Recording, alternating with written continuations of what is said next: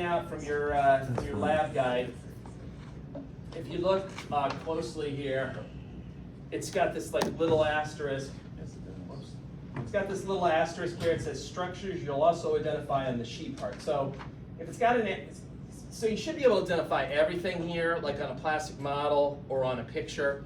But the things with an asterisk have the added burden of you having to identify it on sheet part. Now, I do have some good news. There are a few things that are listed with an asterisk that I'm not going to make you find simply because I've already complained about these sheet parts. They kind of cut these sheet parts a little too close to the heart itself, so you can't see certain things here. And You're I'll a great tell you guy. what You're a those great things guy. are here in a second. We appreciate that. Sure. Don't thank me yet. I mean, most of the stuff you do need to know, but there's a few things that you don't need to know. What is that jacket? Find out which matches up with which. Okay, that matches up with that, and then these matches up with this. Okay. Let me stop you. So, first up is the apex and the base. That's pretty easy to find. So, yes, I could ask you about the apex and the base. So, here's the sheet part. This is obviously the apex here. And then if you kind of flip it in back, this kind of area back here, that would be the base, okay? That's mostly formed by the left atrium, okay? So base, and then that's the apex down there. Next thing with an asterisk again on here is the adipose, and that's pretty easy, obviously, to find. So any of the spot where you see this white stuff, that's the fat. So that's the adipose that I talked about. The adipose kind of acts like a protection that covers over the coronary blood vessels. Next thing with an asterisk are the major blood vessels. And this is where there's going to be some stuff you don't need to know, okay? So if you look, the first thing it says is the superior vena cava, the inferior vena cava. Unfortunately, that should be someplace in this vicinity here, and it's just essentially cut too close. So don't worry about the superior and the inferior vena cava. The pulmonary trunk, on the other hand, you can find. So get your bearings, first of all. Notice the fat here kind of looks like the letter M a little bit, if you have a good imagination. And this guy that's coming off the front here, that's the pulmonary trunk. Just to get your bearings, this is the left auricle, this is the right auricle, and then that's the pulmonary trunk coming off there. So you do need to know that. You don't need to worry about the right and left pulmonary arteries because they essentially cut the pulm. So you can see if I flip this around, here's the pulmonary trunk, and they cut it. So you're not going to see the right and left pulmonary arteries. Likewise, the pulmonary veins, they should be back here too. There should be 4 of them, but they cut so damn close to the heart that they just chopped them all off. So you don't have to worry about the pulmonary veins either. The aorta, though, they did do a good job of preserving. This is the aorta here. So just to get your bearings, this is the pulmonary trunk. This is anterior, this is posterior. So there's the pulmonary trunk, and then there's the aorta right there. This little guy here, you don't need to know, but you can see that it's actually continuous with the aorta. That's actually the first big branch artery that comes off the aorta. That's called the brachiocephalic artery.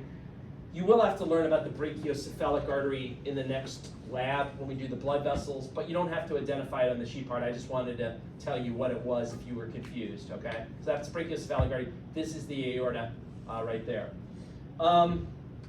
Next thing that's listed that you need to know is the ligamentum arteriosum. Nope, you're not gonna have to know that. The ligamentum arteriosum, just to tell you where it would be.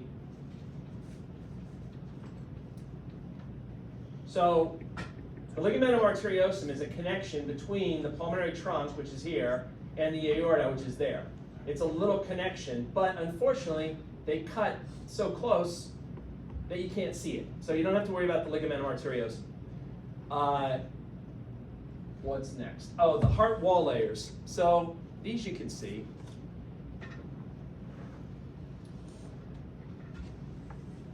Maybe. So, sorry, moving this all around. This really thin layer that's on the outside that you barely see kind of coming around there, that would be the pericardium. Or sorry, that would be the epicardium. I apologize, that would be the epicardium. This big thick layer here, of course, is going to be the myocardium. And then this little layer that you see on the inside there, that's the endocardium. All right, so you can find those guys there. Now, for the heart chambers, let's see which one I'm going to use for the heart chambers.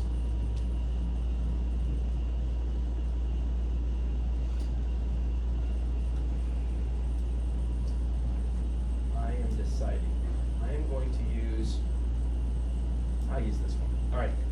So for the heart chambers, first things first. You got two pieces to the heart, right? Because the way these were cut. You have a posterior piece, which would be this, and then you have an anterior piece, which would be this. In the heat of the moment, like on a practical, you can be all nervous, and you're like, I'm not going to show both of them together. I'm just going to give you one of them, and you're going to freak out. You're like, oh my God, which way is left? Which way is right? Oh, there's that. There's that. Oh, there's that. There's this. Right? You don't know what I'm putting down. So, first, when you're asking about the chambers, make sure you can tell your left from your right. And my advice for that is to look at the ventricles and ask yourself which outer wall is thicker and which outer wall is thinner. And by outer wall, I mean compare this with this. Wherever it's thicker, that's going to be the left side. Okay, so this is left ventricle because that's thicker. And then this over here is the right ventricle because that's thinner. On this piece, obviously, it's reversed, right? This is thicker over here, so you know that this is the left ventricle. This is thinner over here, so you know that this is the right ventricle. Okay? So get your bearings first. No matter what chamber you're being asked about, get your bearings and make sure you know your left from your right first, all right? So let's go on then and talk about the specific chambers then, and I'll also talk about the, well, I'll come to that. Well, you know what, I'll mention that now. I'm going to mention the heart valves now too. So, we go in, close over here. I already said, based on my rule, this is going to be the right side over here, this is going to be the left side over here. If you look up in this area up here, this is the right atrium. This is the tricuspid valve with the little chordae tendineae, which then means down in this area, you're in the right ventricle. Okay? Over on this side, up in here, is going to be the left atrium. This is then the mitral valve with the chordae tendineae, so that once you're then down in here, you're inside the left ventricle. Okay? So, that was a pretty good, easy way to go about doing that. Other stuff, the pectinate muscles. The pectinate muscles are just the muscle pattern that you see inside the atria. So that muscle pattern,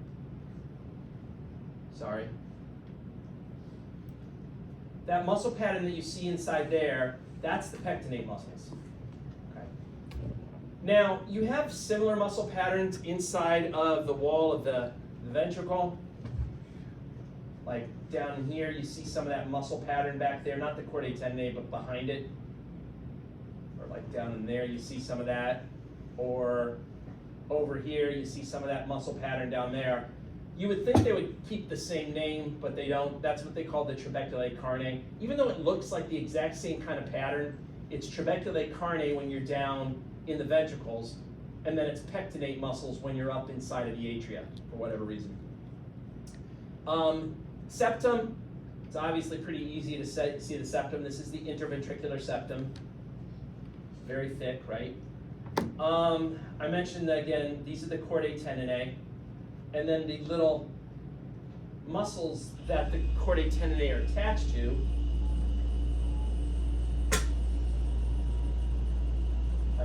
Sorry, there's some blood there, but these muscles down here, down there, that the chordae tendineae are anchored to, those are the papillary muscles. Okay? I think that is it. I don't think there's anything else to show you on here. Any questions about the sheet? I mean, don't get too worried about the sheet part. Like I said, at most, maybe there'll be like 2 questions out of 50 on the practical that'll deal with like the sheet part.